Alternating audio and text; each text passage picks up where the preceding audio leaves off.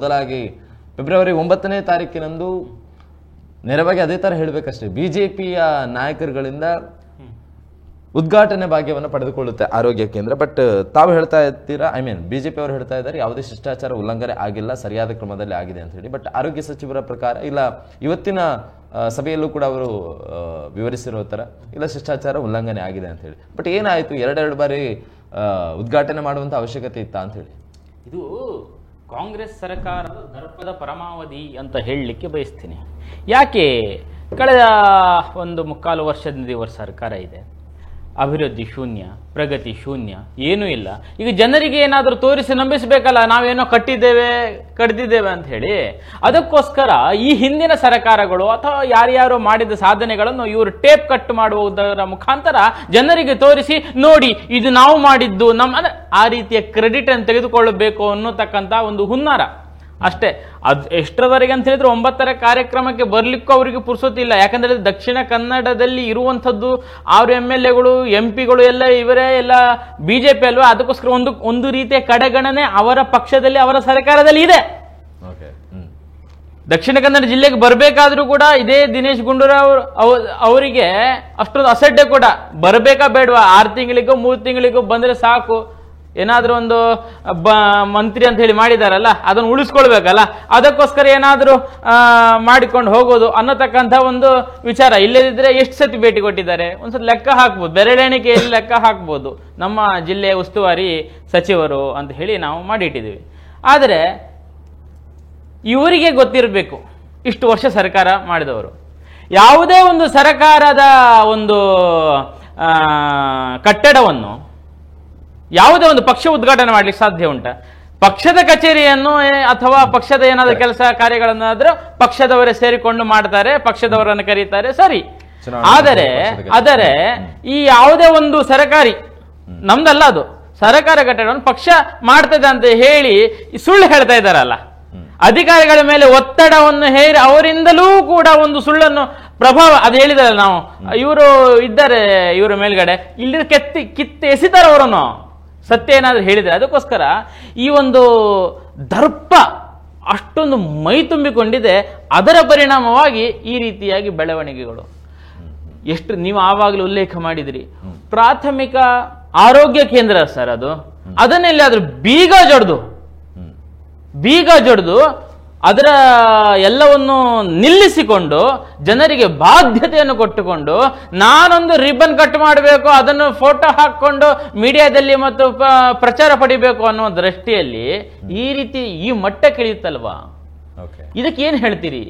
ಇದ್ರ ಬದಲಿಗೆ ಇದಕ್ಕಿಂತಲೂ ಉನ್ನತವಾಗಿರತಕ್ಕಂಥದ್ದು ಏನಾದ್ರೂ ಅದರಲ್ಲಿ ನಾನು ಸಿಸ್ಟಮ್ ಗಳನ್ನು ತರಿಸ್ತೀನಿ ಸರ್, ಆ ಪ್ರಾಥಮಿಕ ಆರೋಗ್ಯ ಕೇಂದ್ರಗಳಲ್ಲಿ MRI ಏನೋ ಅಂಥದ್ದೇನೋ ತರಿಸ್ತೀನಿ ಅಂತ ಉದ್ಘಾಟನೆಗೋಸ್ಕರ ಏನಾದ್ರು ಮಾಡ್ತಾರೆ ಅಂತ ಹೇಳಿದ್ರೆ ಹಂಗಲ್ಲ, ಯಾರೋ ಮಾಡಿದ್ದನ್ನು ಇವರು ಊಟ ಮಾಡಬೇಕು, ಇದನ್ನು ತೋರಿಸ್ಕೊಡ್ಬೇಕು, ಇಷ್ಟು ಮಾತ್ರಕ್ಕೋಸ್ಕರ ಈಗ ಸರ್ಕಾರ ನಡೀತಾ ಇದೆ. ಬಹಳ ಕಷ್ಟದಲ್ಲಿ ಒದ್ದಾಡಿಕೊಂಡು ಈ ಸರ್ಕಾರ ನಡೀತಾ ಇದೆ. ಅದಕ್ಕೋಸ್ಕರ ಈ ರೀತಿಯಲ್ಲ ಎಲ್ಲ ನಾಟಕಗಳನ್ನು ಮಾಡ್ತಾ ಇದ್ದಾರೆ. ಮತ್ತೊಂದು ಅವರು ಆಕ್ಷೇಪಾರ್ಹವಾಗಿ ಇರ್ತಕ್ಕಂಥ ಅವನಿಂದ ದೊಡ್ಡ ಪಾಳ್ಯಗಾರನ ಅಂತ ಒಬ್ಬ ಶಾಸಕನಿಗೆ ಹೇಳುವ ಮಾತಿದು. ಶಾಸಕನಿಗೆ ಇಂಥ ದೊಡ್ಡ ಮಂತ್ರಿ, ಇವರ ಅಪ್ಪ ಕೂಡ ಮುಖ್ಯಮಂತ್ರಿ ಆಗಿದ್ದಂಥವ್ರು, ಪಳ್ಳೆಗಾರನ ಅಂತ.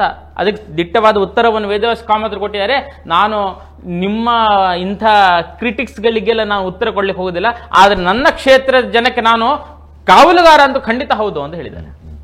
ಹೌದು, ಇವತ್ತಿನ ಪತ್ರಿಕಾಗೋಷ್ಠಿಯಲ್ಲೂ ಕೂಡ ಉಲ್ಲೇಖವನ್ನು ಮಾಡಿದ್ರು. ಬಟ್ ಹಾಗಾದ್ರೆ ತಮ್ಮ ಪ್ರಕಾರ ಫೆಬ್ರವರಿ 9ನೇ ತಾರೀಕಿಗೆ ಬಿಜೆಪಿಯಿಂದ ಯಾವುದೇ ಇನಾಗ್ರೇಷನ್ ಆಗಿಲ್ವಾ, ಉದ್ಘಾಟನೆ ಆಗಿಲ್ವಾ? ಆಗ್ಲಿಕ್ಕೆ ಸಾಧ್ಯ ಇದೆಯಾ? ಆಯ್ತು ಅಂತ ಹೇಳಿ ತನಿಖೆ ಮಾಡಿ ಸರ್, ತಪ್ಪಲ್ವಾ ಅದು? ಇವ್ರು ಹೇಳುವಂತದ್ದು ತಪ್ಪು. ಯಾರು ಮಾಡ್ಲಿಕ್ಕೆ ಸಾಧ್ಯ? ಅಧಿಕಾರಿ ವರ್ಗ ಮಾಡ್ಲಿಕ್ಕೆ ಸಾಧ್ಯ. ಏನು ಅಂತ ಹೇಳಿದ್ರು ಕೂಡ ಈಗ ಈ ಕಟ್ಟಡ ನಿರ್ಮಾಣ ಆಗಿರುವಂತದ್ದು ಮಂಗಳೂರು ಮಹಾನಗರ ಪಾಲಿಕೆ ಮತ್ತು ಸ್ಮಾರ್ಟ್ ಸಿಟಿಯ ಅನುದಾನದಲ್ಲಿ ಆಗಿರತಕ್ಕಂಥ ಒಂದು ಕಾರ್ಯ. ಅದಕ್ಕೆ ಮುತುವರ್ಜಿ ವಹಿಸಿದವರು ಅಂದಿನ ಮೇಯರ್ ಆಗಿರತಕ್ಕಂಥ ಪ್ರೇಮಾನಂದ ಶೆಟ್ಟಿ ಅವರು, ತದನಂತರ ವೇದವ್ಯಾಸ ಕಾಮತರು ಮತ್ತು ಅಂದಿನ ಸಂಸದರಾಗಿರತಕ್ಕಂತಹ ನಳಿನ್ ಕುಮಾರ್ ಕಟೀಲ್ ರವರು, ಇವರೆಲ್ಲರ ಪರಿಶ್ರಮ ಇದೆ. ಹಾಗಂತ ಹೇಳಿ ಅದು ಬಿಜೆಪಿದಲ್ಲ, ಅದು ಸರ್ಕಾರದ ಹಣವನ್ನು ಉನ್ನತವಾಗಿ ಅತ್ಯಂತ ಜಾಗರೂಕತೆಯಿಂದ ವ್ಯಯಿಸಿ ಒಂದು ಒಳ್ಳೆಯ ಒಂದು ಸುಸಜ್ಜಿತವಾಗಿರತಕ್ಕಂಥ ಒಂದು ಕಟ್ಟಡವನ್ನು ನಿರ್ಮಾಣ ಮಾಡಿದ್ದಾರೆ. ಅದಕ್ಕೆ 9ನೇ ತಾರೀಕಿಗೆ ಡೇಟ್ ನಿಶ್ಚಯ ಆಗಿದೆ, ಅಧಿಕೃತವಾಗಿ ಉದ್ಘಾಟನೆಗೊಳ್ಳಬೇಕು ಅಂತ ಹೇಳಿ. ಇವರ ದರ್ಪ ಏನಂತ ಹೇಳಿದ್ರೆ ಇವ್ರ ದರ್ಪ ಏನಂತ ಹೇಳಿದ್ರೆ, ನಾನು ಆ ದಿನ ಇಲ್ಲ. ಆಯ್ತು ಸ್ವಾಮಿ, ಪತ್ರಿಕಾಗೋಷ್ಠಿಯಲ್ಲಿ ಈಗಾಗಲೇ ಹೇಳಿದ್ದಾರೆ, ಸ್ವಾತಂತ್ರ್ಯ ದಿನಾಚರಣೆ ಸಂದರ್ಭದಲ್ಲಿ ಮುಖ್ಯಮಂತ್ರಿಗಳು ಅಥವಾ ಯಾರಾದರೂ ಸಚಿವರು ಇಲ್ಲ ಅಂತ ಹೇಳಿದ ಮೇಲೆ ಆ ಸ್ವಾತಂತ್ರ್ಯ ದಿನಾಚರಣೆಯನ್ನು ಮತ್ತೊಂದು ದಿನ ಏನು ಆಚರಣೆ ಮಾಡ್ತಾರೇನೋ. ಅಲ್ಲಿ ಉಪಲಬ್ಧ ಇರತಕ್ಕಂಥ ಅತ್ಯಂತ ಹಿರಿಯ ಶಾಸಕ ವರ್ಗ, ಜನಪ್ರತಿನಿಧಿಯ ಕೈಯಿಂದ ಮಾಡಿಸುವಂಥದ್ದು ಕಾಮನ್, ಅದೇನು ದೊಡ್ಡ ವಿಷಯ ಅಲ್ಲ. ಅಲ್ಲಿ ಆ ಉದ್ಘಾಟನಾ ಕಾರ್ಯಕ್ರಮದಲ್ಲಿ, ವೇದಿಕೆಯಲ್ಲಿ ನಾಮನಿರ್ದೇಶಿತ ಕಾಂಗ್ರೆಸ್ನ ಜನಪ್ರತಿನಿಧಿಗಳು ಕೂಡ ಇದ್ರು, ಆರೋಗ್ಯ ಈ ಕಾಂಗ್ರೆಸ್ನ ಕಾರ್ಯಕರ್ತರು ಕೂಡ, ಸಮಿತಿಯ ಕಾರ್ಯಕರ್ತರು ಕೂಡ ಅದರಲ್ಲಿ ವೇದಿಕೆಯಲ್ಲಿ ಉಪಸ್ಥಿತರಿದ್ರು. ಅಂದ್ರೆ ಏನು ಗೊತ್ತಿಲ್ಲ ಏನಿಲ್ಲ, ಆದರೆ ಇವರಿಗೆ ಈ ಒಂದು ದರ್ಪ ತೋರಿಸ್ಕೊಡ್ಬೇಕಾಯ್ತು, ಮತ್ತು ಜನರಿಗೆ ನಾವು ಕೂಡ ಏನೋ ಕೆಲಸ ಮಾಡ್ತಾ ಇದ್ದೀವಿ ಅಂತ ತೋರಿಸ್ಕೊಡ್ಬೇಕಲ್ಲ, ಅದಕ್ಕೋಸ್ಕರ ಈ ರೀತಿ ನಾಟಕ ಮಾಡ್ತಾ ಇದ್ದಾರೆ. ಓಕೆ, ಬರ್ತೀನಿ ಅದೇ ವಿಚಾರಕ್ಕೆ. ಉದಯ್ ಸರ್ ಅವರೇ, ಪ್ರಮುಖವಾಗಿ ಈ ಒಂದು ವಿಚಾರಕ್ಕೆ ಸಂಬಂಧಪಟ್ಟಂತೆ ಬಿಜೆಪಿ ಒಂದು ಬಾರಿ ಉದ್ಘಾಟನೆ ಮಾಡಿತ್ತು, ಇದರಲ್ಲಿ ಕಾಂಗ್ರೆಸ್ ನಾಯಕರಿಗೆ ಯಾವುದೇ ರೀತಿಯಾದಂತಹ ಆಮಂತ್ರಣ ಇರಲಿಲ್ಲ, ಸೊ ಹಾಗಾಗಿ ಇಲ್ಲಿ ಶಿಷ್ಟಾಚಾರ ಉಲ್ಲಂಘನೆ ಆಗಿದೆ ಅಂತ ಹೇಳಿ ಮತ್ತೊಂದು ಬಾರಿ ಉದ್ಘಾಟನೆಯ ಕಾರ್ಯವನ್ನ ದಿನೇಶ್ ಗುಂಡೂರಾವ್ ಅವರು ನಡೆಸಿದ್ದಾರೆ ಅನ್ನುವಂಥ ಮಾತನ್ನು ಅವರು ಕೂಡ ಹೇಳಿರೋ ಪ್ರಕಾರ ಇರುವಂತಹ ಮಾಹಿತಿ. ಬಟ್ ಇಲ್ಲಿ ಆಗಿರುವಂಥದ್ದು ಏನು, ರಾಜಕೀಯಕ್ಕೋಸ್ಕರ ಮತ್ತೊಂದು ಬಾರಿ ಉದ್ಘಾಟನೆ ನಡೀತಾ ಏನಾಯ್ತು ಅಂತ ಹೇಳಿ ನೋಡಿ, ನಮ್ಮ ಮಿತ್ರರು ಒಂದು ವಿಷಯ ಹೇಳಿದರು. ಈ ಏನು BJP ಅವರು ಮಾಡಿದ ಕೆಲಸವನ್ನು ಬಂದು ಕಾಂಗ್ರೆಸ್ ಅವರು ಕಟ್ಟಿಂಗ್ ಮಾಡಿದ್ರು ಅಂತ ಹೇಳಿದ್ರು. ಇದಕ್ಕಿಂತ ಮುಂಚೆಯೂ ಕೂಡ ಆಗಿದೆ. ಕಾಂಗ್ರೆಸ್ನವರು ಮಾಡಿದ ಕೆಲಸವನ್ನು BJP ಅವರು ಯಾವಾಗ ಅಧಿಕಾರಕ್ಕೆ ಬರ್ತಾರ ಆವಾಗ ಅವರದನ್ನು ಇನಾಗ್ರೇಷನ್ ಮಾಡುವಂಥದ್ದು ನಡೆದಿದೆ. ಇದು ಸರ್ಕಾರದ ಕಾರ್ಯಕ್ರಮಗಳು, ಇದು ಆಗ್ತದೆ, ಅದು ಆಗ್ತದೆ. ಅದನ್ನು ನಾವು ಅವರು ಮಾಡಿದ್ರು ಇವರು ಮಾಡಿದ್ರು ಅಂತ ನಾವು ಹೇಳಲಿಕ್ಕಿಲ್ಲ. ಜನಪ್ರತಿನಿಧಿಗಳನ್ನು ಜನರು ಆಯ್ಕೆ ಮಾಡುವಂಥದ್ದು ಕೆಲಸ ಮಾಡಿ ಅಂತ ಹೇಳಿ, ನಮ್ಮ ಮನೆಯಿಂದ ದುಡ್ಡು ತಂದು ಮಾಡಿದ್ರೆ ಅದಾದ್ರೆ ಓಕೆ, ಅದನ್ನು ನಾವು ಬೇಕಾದ್ರೆ ಶ್ಲಾಘಿಸುವ. ಈಗ ಕೆಲವೊಂದೊಂದು ಶ್ಲಾಘನೀಯವಾದಂಥ ಕೆಲಸಗಳನ್ನು BJPಯಿಂದನೂ ಕೂಡ ಮಾಡಿದ್ದಾರೆ, ಕಾಂಗ್ರೆಸ್. ಉದಾಹರಣೆಗೆ ನಾನು ಕೊಡ್ತೇನೆ, ನಮ್ಮ ಸುಧೀರ್ ಕಣ್ಣೂರ್ ಅವರು ಕಳೆದ ಬಾರಿ ಒಂದು ಮನೆ ಕಟ್ಟಿಸಿ ಒಂದು ದಾನ ಮಾಡಿದ್ರು.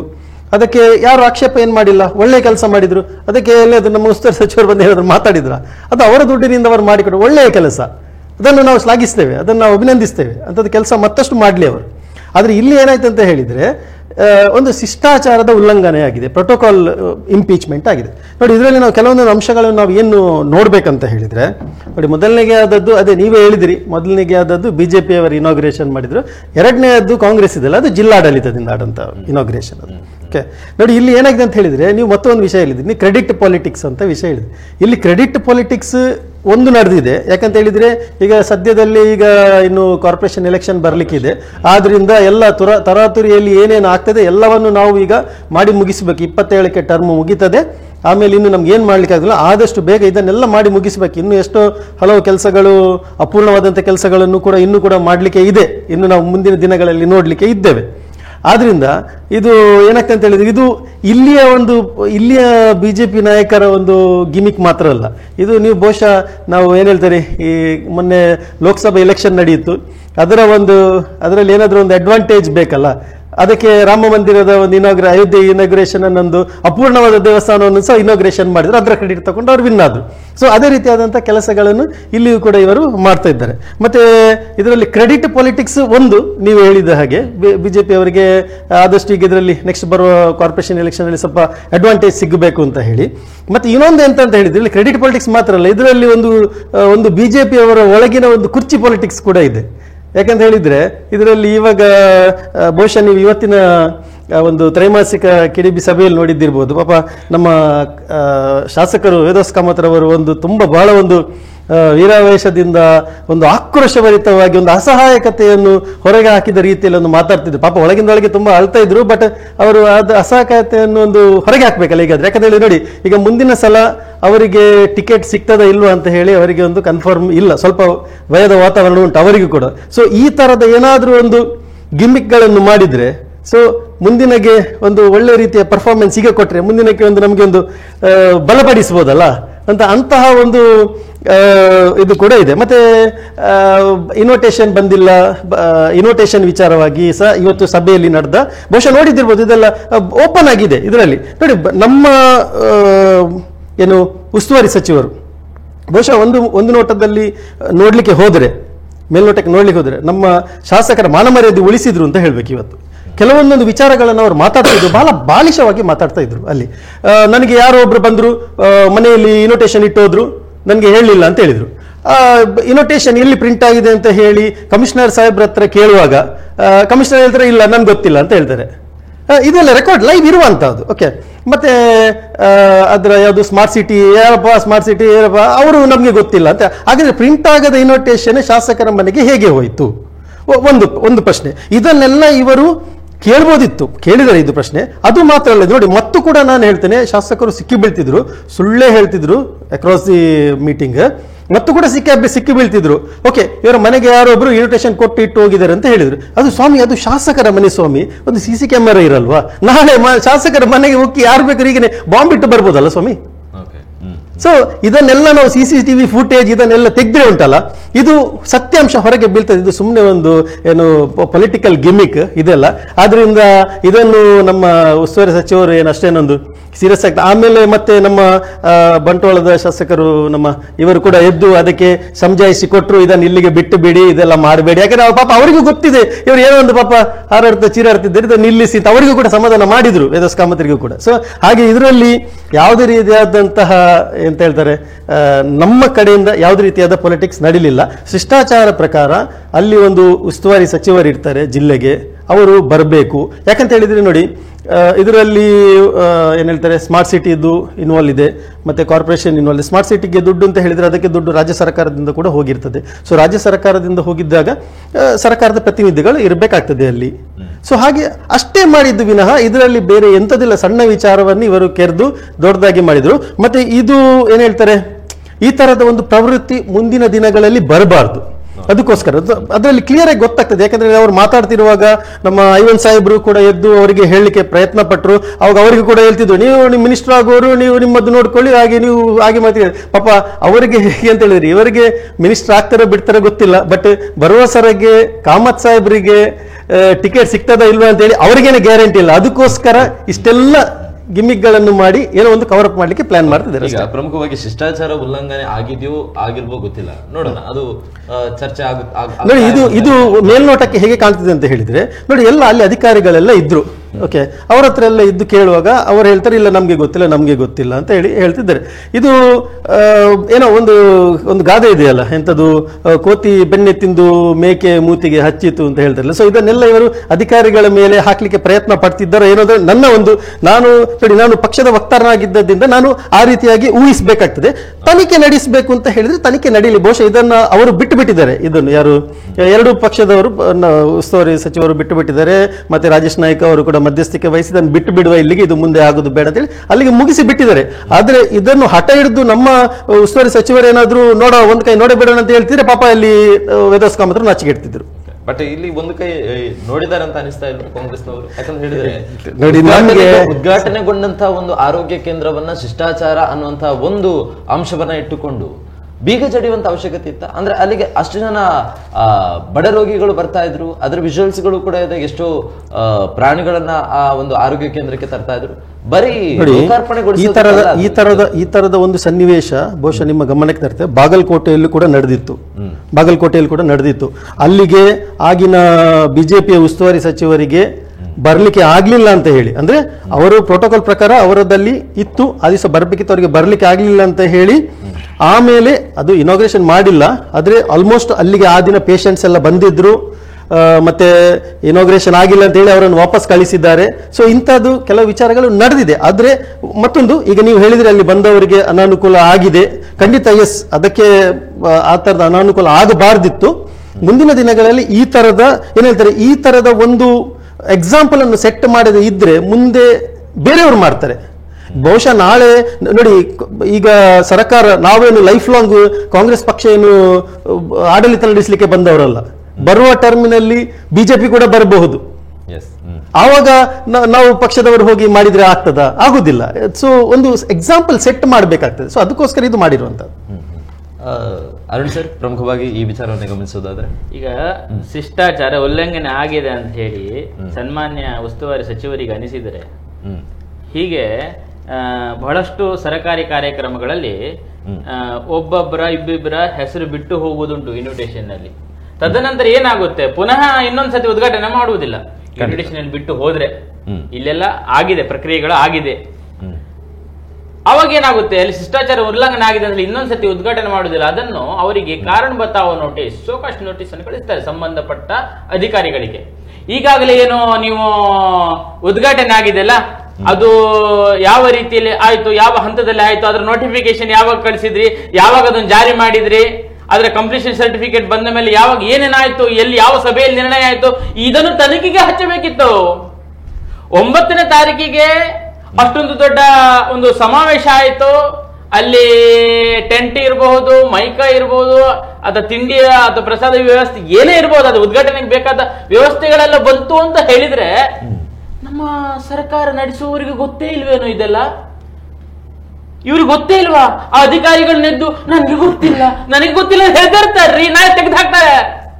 ಇವರೇನಾದರೂ ದಿನೇಶ್ ಗುಂಡೂರಾವ್ ಅವರ ಮಾತಿಗೆ ಹೌದಪ್ಪ ಹೌದು, ಅಲ್ಲಪ್ಪ ಅಲ್ಲ ಅಂತ ಹೇಳದಿದ್ರೆ ಇವ್ರು ತೆಗೆದು ಹಾಕ್ತಾರೆ. ಆ ಹೆದರಿಕೆ ಇದೆ, ಅದಕ್ಕೋಸ್ಕರ ಹೇಳೋದಲ್ವಾ. ಮೂಢ ಹಗರಣ ಆದಾಗಲೂ ಕೂಡ ಅದೇ ಹೇಳಿದ್ದು, ಸಿದ್ದರಾಮಯ್ಯನವರೇ ನೀವು ಕೆಳಗಿಳಿರಿ, ನಿಮ್ಮ ಅಧೀನದಲ್ಲಿ ಇರತಕ್ಕಂಥ ಪೊಲೀಸರೇ ನಿಮ್ಮನ್ನು ತನಿಖೆ ಮಾಡಿದರೆ ಅವರು ಅದು ತನಿಖೆ ಅಪೂರ್ಣವಾಗುತ್ತೆ, ಸರಿ ಆಗುದಿಲ್ಲ, ಅದು ಶಿಷ್ಟಾಚಾರ ಅಲ್ಲ ಅಂತ ಬಡ್ಕೊಂಡಿದ್ದೀವಿ. ಇದರ ಅದರ ನೈಜವಾದ ಉದಾಹರಣೆ ಅಲ್ಲಿ ತೋರಿಸು. ಅವರಿಗೆ ಉದ್ಘಾಟನೆ ಆದದ್ದೇ ಗೊತ್ತಿಲ್ಲ, ಏನೂ ಗೊತ್ತಿಲ್ಲ ಅವರಿಗೆ. ಯಾಕೆ? ಮೇಲಿದ್ದವನು ಅವನಪ್ಪ, ಅವನಿಗೆ ಹೌದಪ್ಪ ಹೌದು, ಇಲ್ಲಪ್ಪ ಇಲ್ಲ ಹೇಳದಿದ್ರೆ ಆಗುವುದೇ ಇಲ್ಲ ಅಧಿಕಾರಿಗಳಿಗೆ. ಇದು ಶಿಷ್ಟಾಚಾರ ಎಲ್ಲಿ ಉಲ್ಲಂಘನೆ ಆಗಿದೆ. ಒಂದು ವೇಳೆ ನೀವು ಹೇಳಿದ ಹಾಗೆ, ನೀವು ಹೇಳಿದ ಪ್ರೋಟೋಕಾಲ್ ಉಲ್ಲಂಘನೆ ಆಗಿದ್ರು ಕೂಡ ಪುನಃ ಉದ್ಘಾಟನೆ ಮಾಡುವುದಲ್ಲ. ಆ ಪ್ರೋಟೋಕಾಲ್ ಏನು ಉಲ್ಲಂಘನೆ ಆಗಿದೆ, ಯಾರಿಂದ ಉಲ್ಲಂಘನೆ ಆಗಿದೆ, ಯಾವ ಅಧಿಕಾರಿ, ಅವನಿಗೆ ಶೋಕಾಸ್ ನೋಟಿಸ್ ಕಳಿಸ್ತಾರೆ. ಅಲ್ಲಿಂದ ಅವರು ಉತ್ತರ ಪಡೆದುಕೊಳ್ತಾರೆ. ಇದು ರೀತಿ ಆಗ್ಬೇಕಾಗಿದ್ದು. ಬೇಕಿದ್ದರೆ 4 ಕಟ್ಟಡಗಳಿಗೆ 2 ಉದ್ಘಾಟನೆ ಕಾರ್ಯಕ್ರಮಗಳನ್ನು ನೀವು ಮಾಡಿ, ತೊಂದರೆ ಇಲ್ಲ, ಖುಷಿ. ಇದು ಒಂದು ಕಟ್ಟಡಕ್ಕೆ 2 ಉದ್ಘಾಟನೆ ಅಂದ್ರೆ ಏನು? ಲೋಕಾರ್ಪಣೆ, ಜನರಿಗೆ ಅಲ್ಲಿ ಕೊಡುವಂಥದ್ದು, ಇಷ್ಟೇ. ಇದಕ್ಕೊಂದು ದೊಡ್ಡದಾಗಿರತಕ್ಕಂಥ ಇದನ್ನು ಚೌಕಟ್ಟೇನಿಲ್ಲ. ಅದನ್ನು ಮಾಡುವಂಥವ್ರು ಯಾರು? ಸ್ವತಃ ದಿನೇಶ್ ಗುಂಡೂರಾವ್ ಅವರಿಗೆ ಕೂಡ ಮಾಡ್ಲಿಕ್ಕೆ ಅಧಿಕಾರ ಇಲ್ಲ ಅಲ್ಲಿ. ಅದನ್ನು ಆ ಉದ್ಘಾಟನಾ ಕಾರ್ಯಕ್ರಮವನ್ನು ಅನುಷ್ಠಾನಕ್ಕೆ ತರಬೇಕಾದವರು ಅಧಿಕಾರಿಗಳು. ಸ್ವತಃ ದಿನೇಶ್ ಗುಂಡೂರಾವ್ ಅವರು ಕೂಡ ನಾನೊಂದು 5 ಲಕ್ಷ ಖರ್ಚು ಮಾಡ್ಕೊಂಡು ಉದ್ಘಾಟನಾ ಕಾರ್ಯಕ್ರಮ ಜಮ್ಮಾಗಿ ಮಾಡ್ತೇನೆ ಅಂತ ಇಲ್ಲ ಸರ್. ಅದಕ್ಕೆ ಅಷ್ಟು ದಾಖಲಾತಿಗಳು ಬೇಕು, ಅದಕ್ಕೆ ಅಷ್ಟು ಸರಂಜಾಮಗಳು, ವಿವರಗಳು ಬೇಕು, ಅದರಲ್ಲಿ ಎಷ್ಟೆಷ್ಟು ಅಕೌಂಟ್ಸ್ ಆಗಿದೆ ಇದೆಲ್ಲೂ ಬೇಕು. ಇದೆಲ್ಲ ಆಯ್ದ ನಂತರ ಆಡಿಟ್ ಆಗುತ್ತೆ ಅದಕ್ಕೆಲ್ಲ ಕಾರ್ಯಕ್ರಮಕ್ಕೆ. ಸರ್ಕಾರದ ದನದ 1 ರೂಪಾಯಿ ಅಲ್ವಾ ಅದು? ಹೀಗಿರ್ಬೇಕಾದ್ರೆ ಪ್ರೋಟೋಕಾಲ್ಗಳ ಅವಸ್ಥೆ ಮತ್ತೆ ಅಲ್ಲಿ ಶಿಷ್ಟಾಚಾರದ ಅವಸ್ಥೆ, ಅದರ ನಂತರ ಹೇಗಾಗ್ಬೇಕು ಏನಾಗ್ಬೇಕು ಅನ್ನುವಂಥದ್ದು ಹೀಗಿರ್ಬೇಕಾದ್ರೆ ಯಾವ ಶಿಷ್ಟಾಚಾರ ಉಲ್ಲಂಘನೆ ಮಾಡಿದವರು ಇವರು? 2ನೇ ಸತಿ ಇವರು ಯಾವುದೇ ತನಿಖೆಯನ್ನು ಮಾಡದೆ ಶಿಷ್ಟಾಚಾರ ಈ ಬೀಗವನ್ನು ಜಡಿದು ಜನರಿಗೆ ಉಪದ್ರ ಮಾಡಿಕೊಂಡು ಇಷ್ಟೆಲ್ಲ ಮಾಡಿದ್ರಲ್ಲ, ಇದು ನೈತಿಕತೆಯಿಂದಲೂ ಸೋತ್ರು, ಸಾಂವಿಧಾನಿಕವಾಗಿಯೂ ಇವರು ಸೋತ್ರು ಅನ್ನುವುದಕ್ಕೆ ಅದ್ಭುತವಾಗಿರತಕ್ಕಂಥ ಉದಾಹರಣೆಯನ್ನು ಈ ಸರ್ಕಾರ, ಅದು ಕೂಡ ಮುಖ್ಯಮಂತ್ರಿ ಆಗಿದ್ದಂಥವರ ಮನೆಯ ಮಗ, ಇವರೇ ಬಹಳ ದೊಡ್ಡ ಮೇಧಾವಿಗಳಂತೆ ತಿರುಗಾಡ್ತಿದ್ದವರು, ಬೇರೆಯವರಿಗೆ ಶಿಷ್ಟಾಚಾರ ಹೇಳಿಕೊಂಡವರು, 2ನೇ ಉದ್ಘಾಟನೆಯನ್ನು ಯಾಕೆ ಮಾಡಿದ್ರಿ? ಇದು ನಿಮಗೆ ಬೇಕಾದಂಥದ್ದು. ಮೊದಲಿನ ಹಾಗಾದ್ರೆ 9ನೇ ತಾರೀಕಿನಿಂದ 15ನೇ ತಾರೀಕು ಎಷ್ಟು ದಿನ ಡಿಫರೆನ್ಸ್? 2 ನೀವು ಇನ್ವಿಟೇಷನ್ ಪ್ರಿಂಟ್ ಮಾಡಿದ್ರೇನೋ? ತನಿಖೆ ಆಗ್ಬೇಕಲ್ವಾ? 9ನೇ ತಾರೀಕಿನ ನೀವು ಇದನ್ನು ನಿಮಗೆ ಅನಿಸಿದ್ರೆ ಯಾಕೆ ತಡೀಲಿಲ್ಲ? ಅವತ್ತಿನ ದಿನ ನಿಮ್ಮ ಜಿಲ್ಲಾಡಳಿತ ಇತ್ತು, ಯಾಕೆ ತಡೀಲಿಲ್ಲ? ಇದೆಲ್ಲ ನಿಮ್ಮ ದರ್ಪದ ಹಿನ್ನೆಲೆಯನ್ನು ಜನರ ಎದುರಿಗೆ ಬಟ ಬಯಲಾಗಿಸಿದ್ದೀರಿ ಅಂತ ಹೇಳಲಿಕ್ಕೆ ಇದೊಂದು ಉದಾಹರಣೆ ಸಾಕು ಅಂತ ಹೇಳಲಿಕ್ಕೆ ಬಯಸ್ತೀನಿ. ಅಲ್ಲ, ಮತ್ತೆ ಇನ್ನೊಂದು ನಮ್ಮ ಮಿತ್ರರನ್ನು ಮಾತಾಡಿದ್ರು, ಏನು ಯಾರಾದ್ರೂ ಎದುರು ಮಾತಾಡಿದ್ರೆ ಅಲ್ಲಿ ದಿನೇಶ್ ಗುಂಡೂರಾವ್ ಅವರು ಅವರಿಗೆ ಸ್ಯಾಕ್ ಮಾಡ್ತಾರೆ, ಆ ರೀತಿಯಾದಂತ ಒಂದು. ನೀವು ಹೇಳಿದ್ರಲ್ಲ ಇವರನ್ನು ತೆಗೆದು ಹಾಕಿದ್ರಂತ, ಅಲ್ಲಿಯ ಇದಕ್ಕೆ ಶಿಕ್ಷೆ ಕೊಟ್ಟರಂತೆ, ಯಾರು ಗುತ್ತಿಗೆ ನೌಕರರನ್ನು ಅಲ್ಲಿ ತೆಗೆದು ಹಾಕಿದ್ರಲ್ಲಿ ಮುಂಚೆನೆ. ಅಲ್ಲ, ಇದು ಏನ್ ಗೊತ್ತಾ, ಇದು ನಡೀತದೆ. ಯಾಕಂತ ಹೇಳಿದ್ರೆ ಒಂದು ರಾಜ್ಯದಲ್ಲಿ ಒಂದು ಸರ್ಕಾರ ಇರುವಾಗ, ಜಿಲ್ಲೆಯಲ್ಲಿ ಒಂದು ಪ್ರಭಾವಿ ನಾಯಕರು ಒಂದು ಯಾವುದೇ ಒಂದು ಪಕ್ಷದಲ್ಲಿ ಇದ್ದಾಗ, ಒಂದು ಬಹುಶಃ ಇಲ್ಲಿ MP ಸಾಹೇಬರು ಇದ್ದಾರೆ ಅಥವಾ MLA ಅವರಿದ್ದಾರೆ, ಇವರೊಂದು ಅವರ ಮೇಲೆ ಪ್ರಭಾವ ಹಾಕಿ, ಇಲ್ಲಿಯ ಯಾರು ಅಧಿಕಾರಿಗಳಿದ್ದಾರೆ ಅವರಿಗೊಂದು ಪ್ರಭಾವ ಇರ್ತದಿಲ್ಲ. ಈಗ MP MLA ಅಂತ ಹೇಳಿದ್ರೆ ಏನು ಸಣ್ಣ ವ್ಯಕ್ತಿಗಳವರು, ಅವರಿಗೊಂದು ಪ್ರಭಾವ ಇರ್ತಾರೆ. ಅವರು ಕೂಡ ಹಾಕಿ ಏನೋ ತರಾತುರಿಯಲ್ಲಿ ಮಾಡಿ ಮುಗಿಸುವ, ಅವ್ರು ಬರಲಿ ತೊಂದರೆ ಇಲ್ಲ, ನಮ್ಗೆ ಕ್ರೆಡಿಟ್ ಸಿಗಬೇಕಲ್ಲ ಅಂತ ಹೇಳಿ ಇದರಲ್ಲಿ ಒಂದು ಮೇಲ್ನೋಟಕ್ಕೆ ಏನು ಕಾಣ್ತಿದೆ ಅಂತ ಹೇಳಿದ್ರೆ, ಇವರು ಕೂಡ ಆ ಅಧಿಕಾರಿಗಳನ್ನು ಒಂದು ದುರುಪಯೋಗ ಪಡಿಸಿಕೊಂಡ್ರು. ಪಾಪ ಅವರು ಕೂಡ ಪ್ರೆಷರ್ ಅಲ್ಲಿ ಬರ್ತಾರೆ. ಅಧಿಕಾರಿಗಳಿಗೂ ಕೂಡ ಪ್ರೆಷರ್ ಇರ್ತದೆ. ಸೊ ಆ ಒಂದು ಏನ್ ಹೇಳ್ತಾರೆ ಪಾಪ ಈಗ ಸಿಕ್ಕಾಕೊಂಡ್ಬಿಟ್ಟದ್ದು ಈಗ ಅಧಿಕಾರಿಗಳು ಈಗ ಸಂವಿಧಾನದ ಪ್ರೆಷರ್ ಅಲ್ಲೇ ಕೆಲಸ ಮಾಡ್ಲಿ ಶಾಸಕರು ಅಲ್ಲ, ಈಗ ಕರೆಕ್ಟ್ ಸಂವಿಧಾನದ ಅದೇ ಹೇಳಿದ್ದು ಮತ್ತೆ ಅಧಿಕಾರಿಗಳು ಕೂಡ ಅವರಿಗೊಂದು ಸಂವಿಧಾನ ಅಂತ ಇರ್ತದಲ್ವಾ, ಖಂಡಿತ ಖಂಡಿತ ಖಂಡಿತ ಅದನ್ನು ಉಲ್ಲಂಘನೆ ಮಾಡಿದ್ರೆ ದಿನೇಶ್ ಗುಂಡೂರಾವ್ ಅವರಿಗೂ ಕೂಡ ಅವರನ್ನು ತೆಗೆದು ಹಾಕ್ಲಿಕ್ಕೆ ಆಗುದಿಲ್ಲ. ಅದಕ್ಕೋಸ್ಕರ ಅದೇ ಹೇಳಿದ್ದು ಹೋರಾಟ ಮಾಡಬಹುದು ಖಂಡಿತ. ಆದರೆ ಇವರ ಒತ್ತಡ ಹೇಗಿದೆ ಅಂತ ಹೇಳಿದ್ರೆ ಇಡೀ ಕರ್ನಾಟಕ ಜನತೆ ಗೊತ್ತಿದೆ. ಅಧಿಕಾರಿಗಳೆಲ್ಲ ತನ್ನ ಕೊರಳಿಗೆ ನೇಣನ್ನ ಹಾಕಿಕೊಂಡು ಪತ್ರವನ್ನು ಬರೆದಿಟ್ಟುಕೊಂಡು ಪ್ರಿಯಾಂಕ ಖರ್ಗೆ ಹೀಗೆಲ್ಲ ಡೋಂಗಿ ಮಾಡಿದ್ದಾನೆ ಮರ್ರೆ ಅಂತ ಹೇಳಿದ್ರು ಕೂಡ ಪ್ರಿಯಾಂಕ ಖರ್ಗೆ ಅಂತ ಹೇಳ್ತಾರೆ, ಬನ್ಯಾನನ್ನು ಹರಿದುಕೊಂಡು ಬಂದ್ರು ಕೂಡ ನಾನೇನು ಮಾಡುದಿಲ್ಲ, ಬೇಕಾದ ಮಾಡ್ಕೊಳ್ಳಿ, ಎಷ್ಟು ಹೆಣ ಬಿದ್ರು ಅಡ್ಡಿ ಇಲ್ಲ ಅಂತ ಅಷ್ಟು ದರ್ಪದ ಸರ್ಕಾರ ಇದು. ಮತ್ತು ಇನ್ನೊಂದು ಹೇಳ್ತೀನಿ, ನಮ್ಮ ಕಾಂಗ್ರೆಸ್ ಸರ್ಕಾರಕ್ಕೆ ಬಿಜೆಪಿ ಇರಬಹುದು, ಜನತಾದಳ ಇರಬಹುದು ಅಥವಾ ಯಾವುದೇ ಇರಬಹುದು ಪಕ್ಷ, ಈ ರಾಷ್ಟ್ರಕ್ಕೋಸ್ಕರ ರಾಜ್ಯಕ್ಕೋಸ್ಕರ ದುಡಿಬೇಕು ಅಂತ ತುಡಿತಾ ಇದ್ದವ್ರೆ. ನಾವು ಯಾರು ಶತ್ರುಗಳಲ್ಲ. ನಾವು ಒಂದೇ ವೇದಿಕೆ ಹಂಚಿಕೊಳ್ಬೇಕು ಅಂತ ಬಂದಾಗ ಈ ರಚನಾತ್ಮಕ ಕಾರ್ಯಕ್ಕೋಸ್ಕರ ಅದಕ್ಕೆ ಅನುವು ಮಾಡಿಕೊಡ್ಬೇಕು. ಈ ರೀತಿಯಾಗಿ ವೇದಿಕೆಯಲ್ಲಿ ನಿಂತು ತುಚ್ಛವಾಗಿ ಒಬ್ಬ ಶಾಸಕರನ್ನು ಪಳ್ಳೆಗಾರನ ನೀನು ಅನ್ನುವಂತ ರೀತಿಯಲ್ಲಿ ತುಚ್ಛವಾಗಿ ಮಾತನಾಡಿಸುವಂಥದ್ದು ಈ ಕ್ಷೇತ್ರವನ್ನು ಪ್ರತಿನಿಧಿಸಿರ್ತಕ್ಕಂಥ 1.5 ಲಕ್ಷ ಜನ, 2 ಲಕ್ಷ, 3 ಲಕ್ಷ ಜನ ಇರ್ತಾರಲ್ವಾ, ಅವರಿಗೆ ಮಾಡಿದ ಒಂದು ಛೀಮಾರಿ ಅದು. ಓಕೆ ಓಕೆ ಉದಯ್ ಸರ್, ಈಗ ಪ್ರಮುಖವಾಗಿ ಇದರಲ್ಲಿ ಸ್ಪಷ್ಟವಾಗಿ ಗೊತ್ತಾಗ್ತಾ ಇರುವಂತದ್ದು ಫೆಬ್ರವರಿ 9ನೇ ತಾರೀಕಿಗೆ ಬಿಜೆಪಿಯವರಿಂದಲೇ, ತಾವು ಹೇಳೋ ಪ್ರಕಾರ ಬಿಜೆಪಿಯವರಿಂದಲೇ ಉದ್ಘಾಟನೆ ಆಗಿದೆ ಅನ್ನುವಂಥದ್ದಾದ್ರೆ ಹಲವು ದಾಖಲೆಗಳಿದೆ. ಅಂದ್ರೆ ಫ್ಲೆಕ್ಸ್ಗಳನ್ನು ಕೂಡ ಅಲ್ಲಿ ಅಳವಡಿಸಲಾಗಿದೆ. ಬಟ್ ಅದರಲ್ಲಿ ಈ ಎಲ್ಲ ವಿಚಾರಗಳು ಗೊತ್ತಿದ್ರು ಕೂಡ ಅದಾದ ಬಳಿಕ ಒಂದು ಬಾರಿ ಉದ್ಘಾಟನೆ ಆಗಿದೆಯಪ್ಪ ಸರ್, ಅದೇ ಹೇಳಿದ್ರು ಉದ್ಘಾಟನೆ ಅವಶ್ಯಕತೆ ಇತ್ತ ಅಂತ ಹೇಳಿ ನೋಡಿ. ನಾನು ಅದೇ ಹೇಳಿರುವಂತಹದ್ದು, ಇಲ್ಲಿ ಅಧಿಕಾರಿಗಳ ಏನಾದರೂ ಮಿಸ್ಟೇಕ್ ನಡೆದಿದ್ಯಾ, ಅವರು ಆ ಮಿಸ್ಟೇಕ್ ಯಾಕೆ ಮಾಡಿದ್ರು, ಅಲ್ಲ ಪ್ರೋಟೋಕಾಲ್ ಕ್ರಮ ಕೈಗೊಳ್ಳುವಂತ ಅವಕಾಶ ಇದೆ, ಅದನ್ನ ಮಾಡಿದ್ದಾರೆ. ಅದೇ ಹೇಳಿರುವಂತದ್ದು ನೋಡಿ ಸರ್, ನಾನು ಅದೇ ಹೇಳುದು ನೋಡಿ, ನಾನು ಶಾಸಕರನ್ನು ತಪ್ಪಿತಸ್ಥರ ಅಲ್ವಾ ಅಂತ ಹೇಳಿ ನಾನು ಹೇಳಲಿಕ್ಕೆ ಆಗುದಿಲ್ಲ. ನಾನು ತನಿಖೆ ನಡೀಲಿ, ನಾನು ಅದೇ ಹೇಳುವಂಥದ್ದು. ಈಗ ಒಂದು ವೇಳೆ ಅಲ್ಲಿ ಅಧಿಕಾರಿಗಳಿಂದ ಏನಾದರೂ ತಪ್ಪು ನಡೆದಿದ್ರೆ ಅಧಿಕಾರಿಗಳು ಆ ತಪ್ಪು ಯಾಕೆ ಮಾಡಿದ್ರು, ಶಾಸಕರ ಅಥವಾ ಸಂಸದರ ಪ್ರೆಷರ್ ಮೇಲೆ ಮಾಡಿದ್ರ? ಅಲ್ಲ, ಅಧಿಕಾರಿಗಳ ವಿರುದ್ಧ ಕ್ರಮ ಕೈಗೊಳ್ಳಲಾಗಿದೆ ಆಲ್ರೆಡಿ. ಅದೇ ಹೇಳಿದ್ದು ನಾನು. ಅಲ್ಲ, ಅದೇ ಹೇಳಿ ಆರೋಗ್ಯ ಕೇಂದ್ರ ನೋಡಿ ನೋಡಿ ನೋಡಿ ನಾನು ಅದೇ ಹೇಳಿದ್ದು. ಈ ತರದ ಒಂದು ಏನ್ ಹೇಳ್ತಾರೆ, ಒಂದು ಎಕ್ಸಾಂಪಲ್ಸ್ ಮುಂದಿನ ದಿನಗಳಲ್ಲಿ ನಡಿಬಾರ್ದು. ಈ ತರದ ಒಂದು ಸನ್ನಿವೇಶಗಳು ಮುಂದೆ ಯಾವುದೇ ಆಗಲಿ ಪ್ರೋಟೋಕಾಲ್ ಪ್ರಕಾರ ನಡೀಲಿ ಅಲ್ಲ. ನಾನು ಅದೇ ಹೇಳಿದ್ದೀನಿ ನಿಮಗೆ ನೋಡಿ, ಮುಂದಿನ ಟರ್ಮಿನಲ್ಲಿ ಕಾಂಗ್ರೆಸ್ ಬರ್ತದ, ಬಿಜೆಪಿ ಬರ್ತದ, ಅದು ಜನರಿಗೆ ಬಿಟ್ಟಂಥದ್ದು. ಜನರು ವೋಟ್ ಹಾಕ್ತಾರೆ, ಅವ್ರಿಗೆ ಯಾರು ಬೇಕು ಅವರನ್ನು ತರ್ತಾರೆ. ಆ ಸಮಯದಲ್ಲಿಯೂ ಕೂಡ ಒಂದು ವೇಳೆ ನಾವು ಕಾಂಗ್ರೆಸ್ ಪಕ್ಷದವರು ಈ ತರದ ಯಾವುದೇ ಒಂದು ಏನ್ ಹೇಳ್ತಾರೆ ಅಸಂವಿಧಾನಿಕವಾದಂಥ ಕೆಲಸ ಮಾಡಿದ್ರೆ ಅದನ್ನು ಕೂಡ ತಡಿಬೇಕು. ಅದನ್ನು ಕೂಡ ಪ್ರೋಟೋಕಾಲ್ ತಪ್ಪಿ ಹೋಗುವಂತಾಗ ಅದನ್ನು ಕೂಡ ತಡಿಬೇಕು. ಅದು ಆಗಬಾರ್ದು. ಈಗ ಇವರು ಹೇಳಿದ್ರು ಎಂತ ಎಲ್ಲ ಬೆದರಿಕೆ ಹಾಕಿ ಅವರು ಏನು ಕುತ್ತಿಗೆ ಹಗ್ಗ ಹಾಕಿಕೊಂಡು ಮಲ್ಲಿಕಾರ್ಜುನ ಖರ್ಗೆ ಇವರ ಪ್ರಿಯಾಂಕ ಖರ್ಗೆ ಅವರ ಹೆಸರು ಹಾಕೊಂಡು ಏನು ಬಿಜೆಪಿ ಸರ್ಕಾರದಲ್ಲಿರುವಾಗ ಏನು ಬಾಕಿ ಅಧಿಕಾರಿಗಳು ಏನು ಇವರ ಮಿನಿಸ್ಟರ್ಗಳ ಪ್ರೆಷರ್ ಇಂದ ಸಾಯ್ಲಿಲ್ವಾ, ಏನು ಆಗ್ಲಿಲ್ವಾ? ಆಗಿದೆ ನೋಡಿ. ಏನ್ ಗೊತ್ತಾ, ಇದೆಲ್ಲ ಮ್ಯಾಟರ್ ನೋಡಿ. ಇದೆಲ್ಲ ಬಿಡಿ, ಅದು ಇದರೆ ಎಲ್ಲ ದೊಡ್ಡ ದೊಡ್ಡ ನಾಯಕರೆಲ್ಲ $87 ಕೋಟಿ ಒಪ್ಪಿಕೊಂಡಿದ್ದಾರೆ ವಾಲ್ಮೀಕಿಯಲ್ಲಿ. ಅಲ್ಲ, ಅದು ಹೇಳ್ದಲ್ಲ ಆವಾಗ ನೋಡಿ,